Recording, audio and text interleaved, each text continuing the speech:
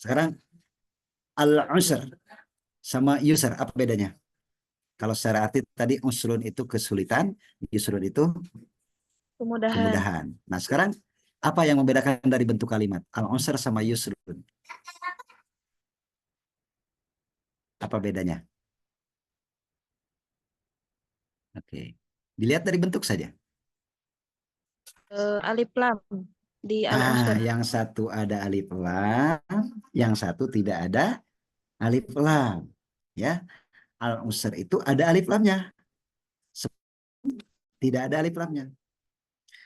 Nah, kata orang yang mempelajari ilmu nahu, yang pakai alif lam itu ciri apa? Isim. Apa? Isim Iya, isim. ma'rifat. Iya, isim ma'rifat tadi. Ya, kalau tidak ada alif lamnya disebut Nakiro. nakiro. Ya, jadi ada ma'rifat, ada nakiro. Apa artinya ma'rifat? Apa artinya Yang sudah ma'rifat? Yang diketahui. sudah diketahui, artinya pasti, ya nggak? Hah? Sesuatu yang pasti atau khusus, kan gitu. Nah, kalau sebaliknya nakiro artinya sesuatu yang tidak Diketahui pasti, tidak umum. diketahui, tidak pasti, umum. Nah, saya tanya, banyakan mana yang umum sama yang khusus? Umum.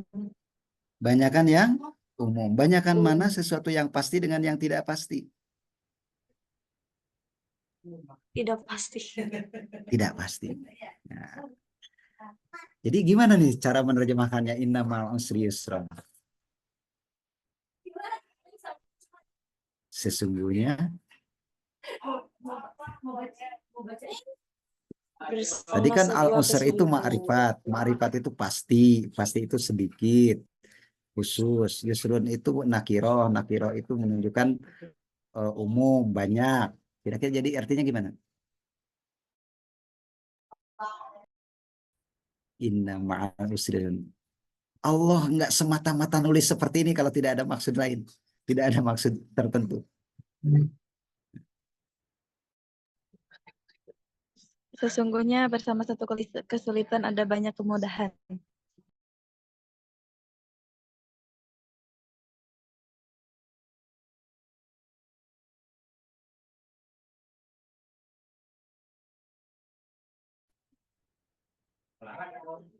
Ya, ada gangguan barusan ya. Tes, tes. Kedengaran suara saya? Sudah ada Pak. Oke, oke. Jadi kira-kira terjemahan yang paling lengkap seperti apa? Ada yang bisa? Sesungguhnya bersama satu kesulitan ada banyak kemudahan.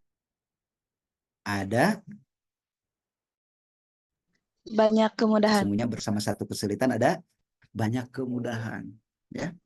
Jadi inna ma'al usri yusran itu kita terjemahkan sesungguhnya bersama satu kesulitan itu ada banyak kemudahan yang menyertainya.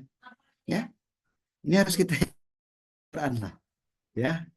Dan kalau menggunakan kata inna itu artinya pasti, sesungguhnya, benar-benar, ya, kayak gitu. Nah, ini pentingnya kita tahu posisi kalimat apakah itu ma'rifat. Nah, kira ini contoh kecil saja lah, yang apa namanya, ya, yang sering kita temukan dalam dalam keseharian. Contoh yang kedua, innama yakhsyallaha min ibadihil ulama aiu. Coba saya tanya, ini ayat Quran. Innama yakhsyallahu. Yasyallahu. Yakhsyallahu. Yang lain? Apa artinya yakhsya? Yakhsya itu takut. Takut. Ya. Kalau yakhsyallahu berarti Allah takut. Oh, berarti Allah apa? Nah, innama yakhsyallaha. Allah. Ya. Sesungguhnya takut kepada Allah. Siapa min ibadihi di antara hambanya al ulama aiu. Al ulama. Ulama u. Al ulama u. Nah, tadi yang u itu menunjukkan pelaku, ya. Jadi sesungguhnya yang takut kepada Allah di antara hamba-hambanya adalah para ulama. Terjemahnya gitu kan ya? Kalau terjemahan Depag sesungguhnya yang takut kepada Allah itu yang kepada Allah di antara hamba-hambanya adalah para ulama.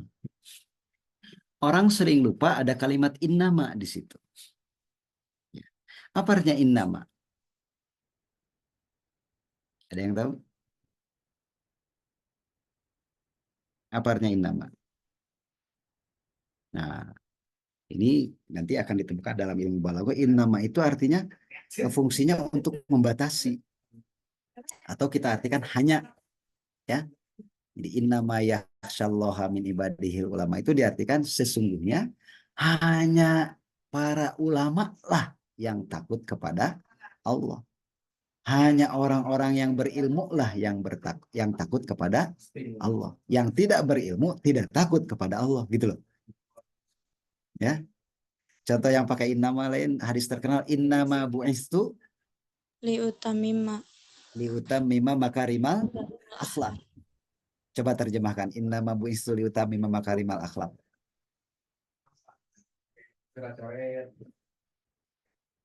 Coba terjemahkan. Innama bu'istu liutammima makarimal akhlak.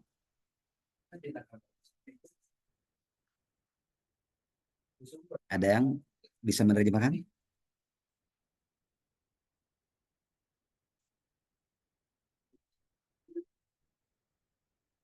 Silakan.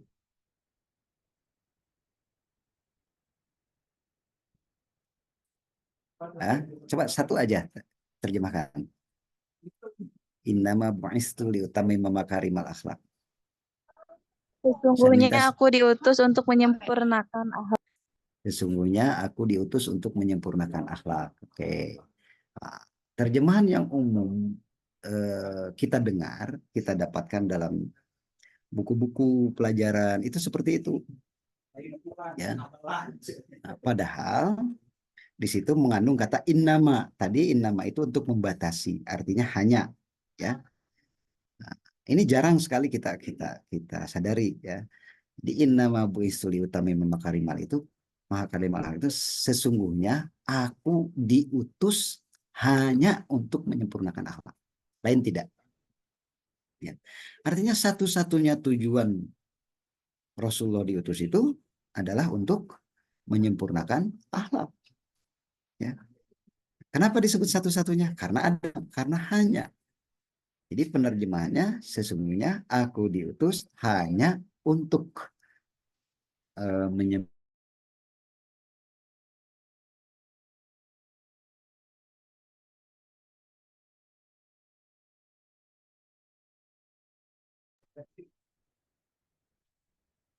Ya. Jadi apa namanya? Penting sekali bagi kita hal-hal kecil dalam sebuah kalimat itu menjadi sebuah perhatian, ya harus diperhatikan. Nah, ini yang ketiga nih. Ini hadis terkenal juga, la yu'minu ahadukum hatta yuhibba li akhihi ma yuhibbu li nafsihi. Ya. Coba ada satu yang bisa menerjemahkan yang terjemahan yang sering kita dengar. Silakan. La yu'minu ahadukum hatta yuhibba li akhihi ma yuhibbu li nafsihi.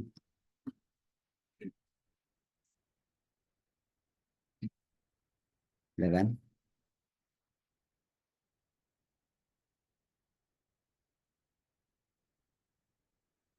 Kira-kira terjemahannya apa? La yu'minu tidaklah beriman seseorang seseorang di antara kalian sampai dia mencintai saudaranya seperti dia mencintai dirinya sendiri. Gitu ya. Tidaklah beriman seseorang di antara kalian sampai dia mencintai saudaranya sebagaimana atau seperti dia mencintai dirinya sendiri. Oke. Saya tanya sekarang, ayat Quran yang artinya sesungguhnya Allah mencintai orang-orang yang berbuat baik itu ayat Qurannya gimana? Innallaha yuhibbul muhsinin.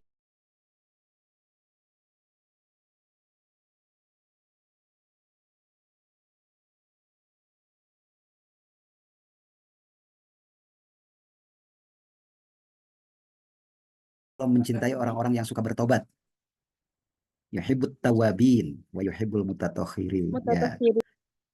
Ya, sesungguhnya Allah mencintai orang-orang yang suka bertobat dan suka menyucikan diri. Ya. Lihat kalimat yuhibbut tawabin, mencintai orang-orang yang bertobat. Dengan yuhibbu li akhihi, ya, mencintai saudaranya. Ada perbedaan nggak?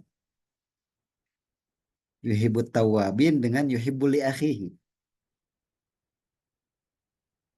Akhi itu artinya saudara.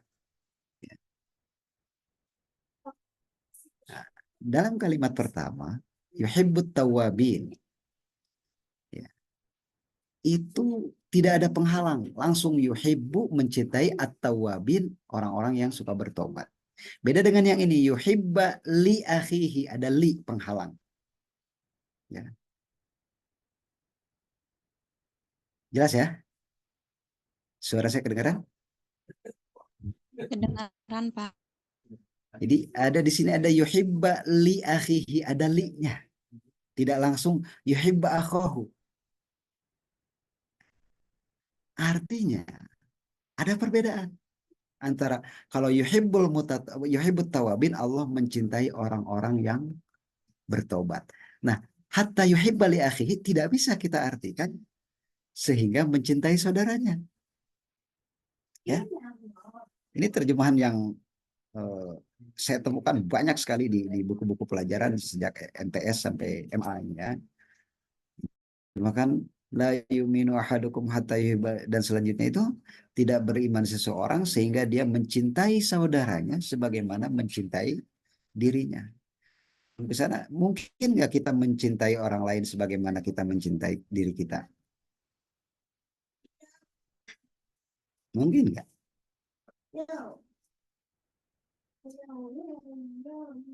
Sulit ya.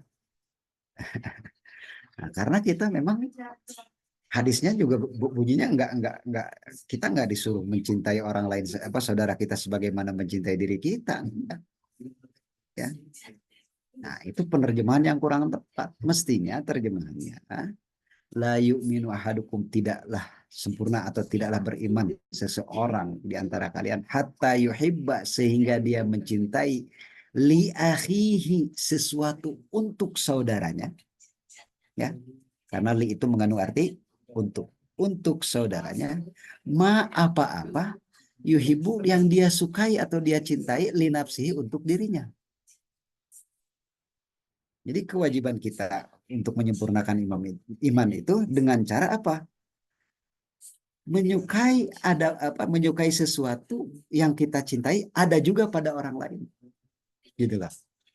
Ya. Atau memberikan sesuatu yang kita cintai untuk orang lain. Mungkin nggak itu? Mungkin.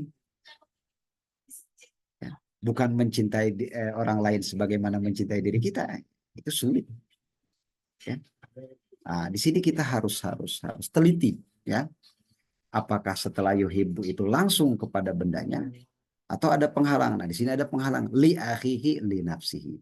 Ini contoh-contoh kecil yang sering kita temukan dalam keseharian kita, yang menunjukkan betapa kita kurang teliti, betapa penguasaan kita terhadap alat-alat untuk mempelajari bahasa Arab ini kurang atau tidak memadai, ya. Jadi teman-teman sekalian, sekali lagi saya ulangi, coba Pak Helmi ke halaman ketiga. Nah, jadi ini ada 3 ilmu yang apa namanya, menurut saya mutlak harus kita pelajari dasar-dasarnya, ya. Ada namanya yang pertama ilmu sorof. Ilmu sorof itu ilmu yang mempelajari tentang perubahan bentuk kata, ya, bentuknya, ya, bentuk kata. Kita sejak SD sering diajari nasoroyan suruh nasron wa mansoron fahuwa nasirun wa dzaka mansurun, dan selanjutnya seperti itu. Atau ada nasoro, nasori, nasorot, kayak gitu ya. Itu adanya dalam ilmu sorof. Ya. Kita tidak akan mengetahui makna masjid kalau tidak tahu sajadah. Ya, kita tidak akan tahu makna madrasah kalau tidak tahu darosah. Gitu. Kita tidak akan tahu makna muallim kalau tidak tahu alimah. Ya. Nah, itu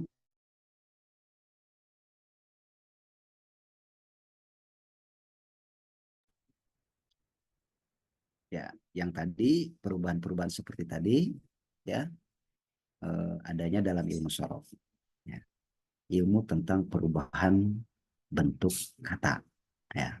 Kemudian yang kedua ilmu nahu. Ya, ilmu nahu itu ilmu yang mempelajari tentang perubahan akhir sebuah kata ketika digabungkan dengan dalam sebuah kalimat.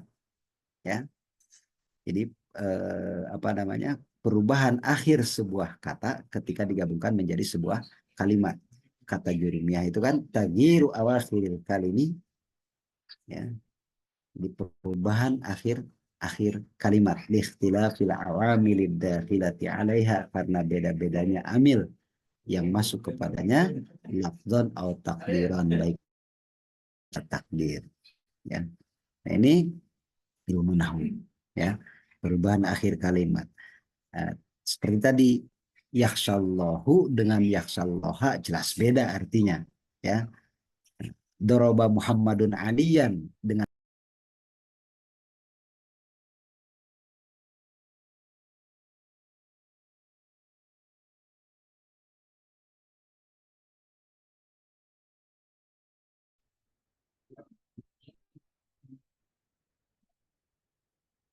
ya gangguan terus nih ya. Doroba Muhammadun aliyan dengan doroba Muhammadan aliyun itu jelas beda artinya, bertolak belakang. Doroba Muhammadun aliyan itu Muhammad memukul Ali, tapi kalau doroba Muhammad dan aliyun, Ali memukul Muhammad. Jadi perubahan akhir sangat menentukan makna. Nah, yang terakhir adalah ilmu balaghah, ya. Bagaimana supaya pesan yang kita sampaikan itu nyampe kepada orang yang menjadi pendengar atau pembaca, ya. Itu terbagi menjadi 3 bagian. Yang pertama ilmu ma'ani, secara sederhananya saya sebut ilmu konteks, ya. Kemudian ada lagi yang kedua ilmu bayan. Dalam ilmu bayan mempelajari tentang perumpamaan, ya, dan lain-lain. Kemudian terakhir ilmu badi, yaitu ilmu yang mempelajari tentang keindahan berbahasa, ya.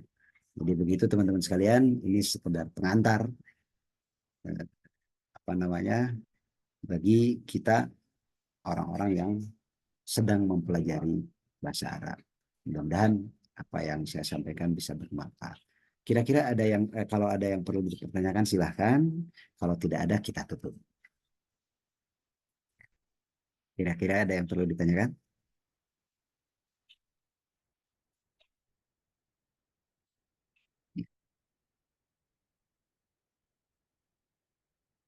Ya, kalau memang tidak ada yang perlu ditanyakan, saya kira ya dulu. Sekali lagi, ini sekedar apa namanya pengantar. Mudah-mudahan apa yang saya sampaikan bisa dicerna, mudah-mudahan menambah semangat kita untuk terus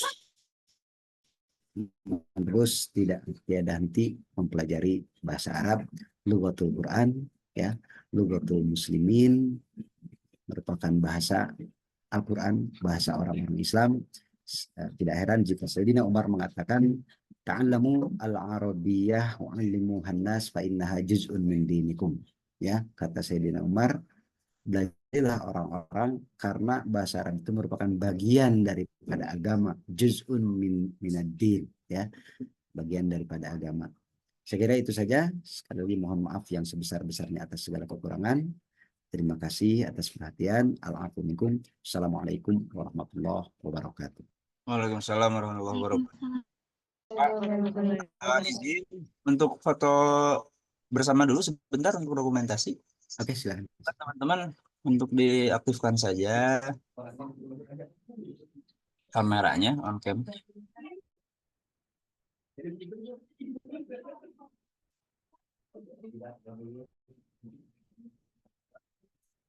Silakan Pak Helmi.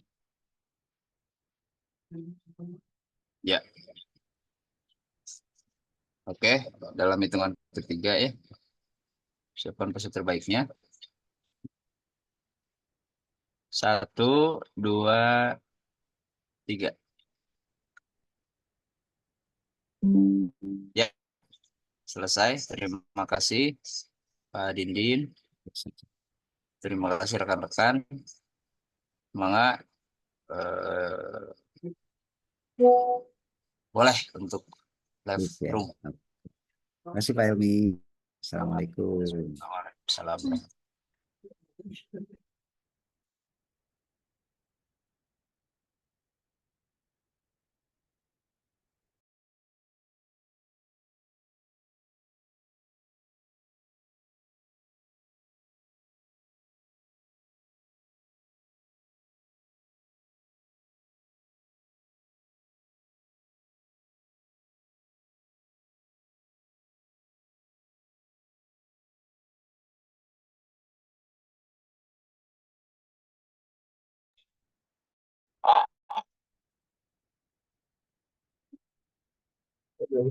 Lagi masih ada. Lagi. Wah.